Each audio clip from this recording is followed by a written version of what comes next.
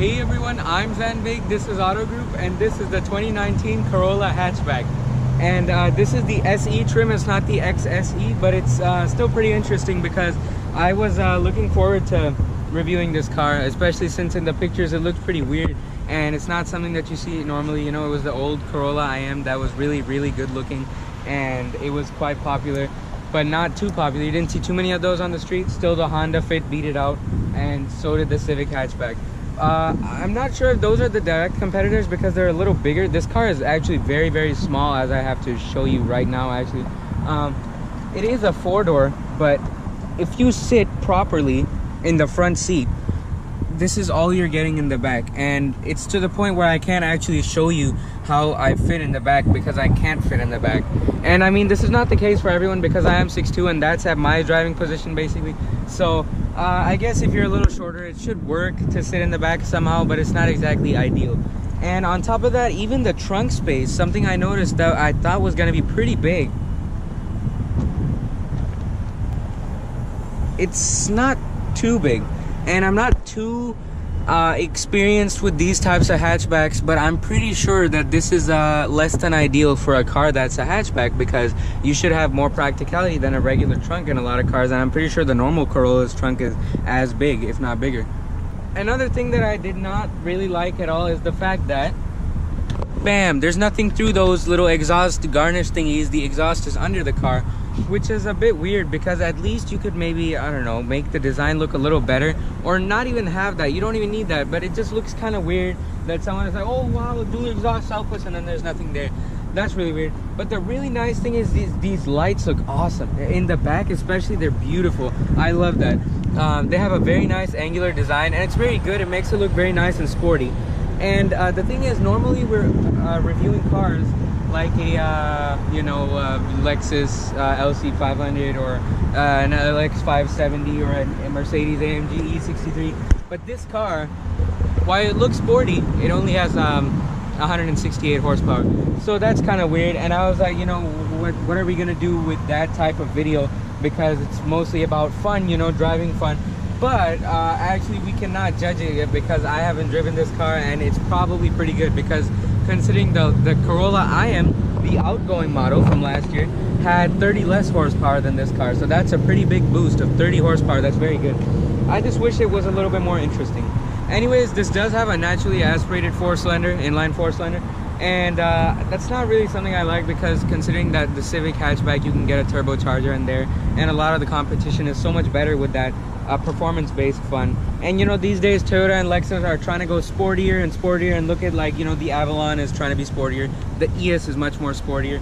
But I just wish that they would do it performance-wise as well. Like, I haven't seen Toyota stick a turbocharger in a car that should get it in a long time. Seriously, I mean, this car really needs it. The Toyota CHR needs it. Any car that has a fun look or a fun factor towards it, it should have good, like, power, at least, you know, more than what this car has.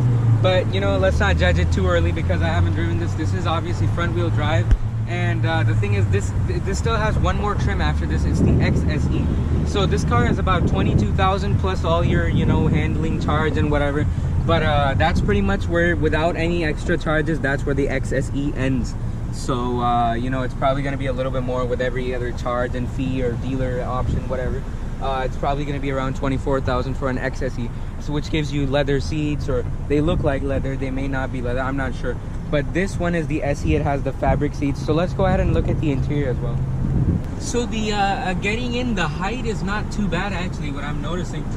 You can fit in pretty good, and then you can close the door pretty nice. It doesn't have like a bad cling to it or anything. It sounds pretty good. And what I like about this car is that the steering is leather, which is really awesome because I wasn't expecting that for a car that has these types of cloth seats. Like if you go for a Mazda 3 or another car from another category, they usually give you like that weird fake leather steering wheel, which I don't really like at all. But the awesome thing about this car is the fact that each material, although this is not like any high-end material, you know, it's like just fake leather, but the cool thing is that it has stitching, which I love. And I've always wanted Lexus to do that, but they never do it, you know. They always have these weird door panels that have nothing on them. So this is very nice. I wish maybe the stitching was on this line you see over here. That would have been awesome, but it's here, so I'm not complaining. Plus this is a $22,000, you know, commuter car. Soft touch materials over here, it's a little bit of plastic, but wow, I'm very impressed with this. The upper dashboard is all soft touch material, and it doesn't feel cheap. This is also very nice stitching over here over the soft touch fake leather type thingy. The only leather things in this car are the steering wheel and the armrest over here. I'm not sure if that is, but also this armrest feels pretty nice. And you got your cup holders, you got your brake hold, which is really nice and very convenient. You could take your foot off the brake when you're driving you know, when you're stopped at a signal, and it'll hold the car in place. That's pretty nice. This car does have the Entune map suite thingy, so that you have to go on your phone to do that. That's why it just gives you this option, which is you know, I don't really mind, because it's pretty cheap for this car anyways, like that it has some things that other cars don't give. Also, another one after this trim, the XSE, gives you the full digital display. This has the analog tachometer and speedometer, and on the side it has a little LCD screen, which is pretty good, because it doesn't look bad, you know. And that's the cool thing about this car. They didn't make it look cheap for what it is. And we know this car is pretty cheap, because you know, it's like $22,000. So anyways, it also has, when you get the CVT, it has a sport mode. You press into it, and then it gives you like a gauge cluster, very small lettering that says sport. I don't even have to show you that, really. It's not too important. Right now we have traction off. Obviously, if we go drive this car, you know, it's the summertime and it's front wheel drive. It does have a lot of hard touch materials over here, but that's, of course, it's totally fine. Of course, this is push button start, which is really nice as well. So you get a key fob. You don't have to do a, you know, a key thing and then flip it in there, which is really nice. And then this area is really pretty. I love that, the way you can control this. I don't know, it's just very nice and clean, and it doesn't look cheap, which is the whole goal of this car in my opinion. Alright, so the headliner is obviously really cheap, and then the visors are really cheap, but who cares, you know. That's not the main focus of this car at all. And the thing is, I'm not even gonna complain about these, because I've seen this in a lot of Lexus cars even, so which is really weird, you know. It should not be the case at all. But of course, you know, parts bin sharing and stuff like that, I've definitely seen something really, really similar to this. And it has this the same, like in the Camry, it has the straight pattern thingy with manual shifting, and they're like fake gears in this car, because this is a CVT. So they do have a first gear, but then they're just fake gears after that. So alright, so oh gosh, what the heck was that all about? I barely pressed on the accelerator. I guess that's the first gear launch mode thing that they have in the car when you put it to sport mode and stuff. I mean, that was cool and aggressive, but that's not what I was trying to do at all. Anyways, now that we are at normal speed, the power of this car, which is 170 horsepower estimated, isn't too bad at all. Like, I mean, it doesn't feel like it doesn't have enough power, because this car barely has any weight to it, you know. It's probably like 3,000 pounds or a little bit over that. It's very nice. Like, normally it's pretty good, and this CVT is actually pretty smooth. I also drove a Corolla, not a Corolla, what was the car? The Civic. It was the base model, the Civic LX, or you know, whatever the normal one is called, the one with the CVT, and it's naturally aspirated 4-cylinder. So that car was also pretty good, but this feels definitely more like a conventional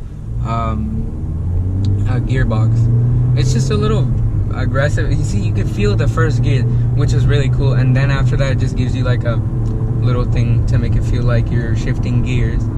That's why you also have paddle shifters on this car, which is pretty interesting. But yeah, it's pretty good to drive. It's just a little bouncy in the ride quality. It kind of goes like back and forth, I don't know, but I mean, this is just the road that's being that way as well. But the suspension tuning is definitely very, very fixed on this car, and it's not too crazy or anything. Time to demonstrate the thingy, the first gear launch, and then all these fake gears.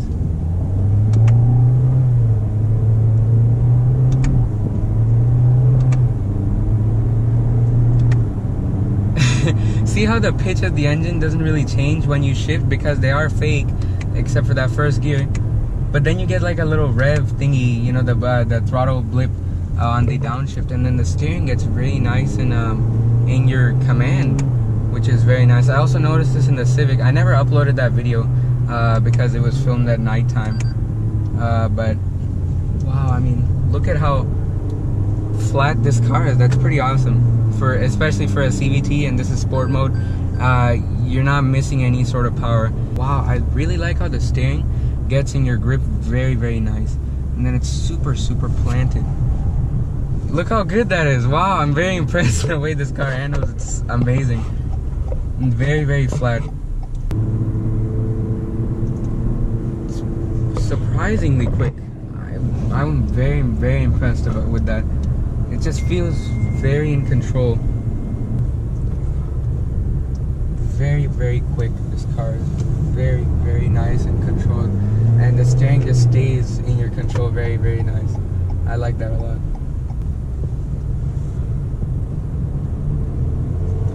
It's very flat. When we first pulled up to this car right now, I was really hoping it was the manual one, but this is like such a pleasant surprise, the way the CVT handles. It's amazing. And the car behaves incredible with this suspension tuning and stuff. Like it's actually very interesting to drive. This car is very fun, which was something I wasn't expecting at all. And it's very smooth. It's a bit loud, but it's not like that. And the brakes are pretty good because, I mean, this car is so light, so it's very good. Really, in this type of car, are you looking for, you know, the leather seats or anything? I'm not.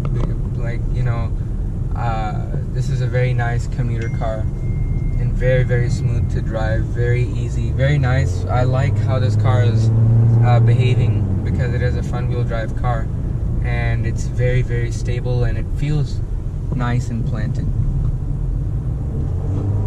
It takes a while to kick down, but I mean, it just takes a while for it to get ready in this eco type driving mode, you know, the non-sport one. I like the way this car drives in sport. It's very stable, very nice, very quick to turn.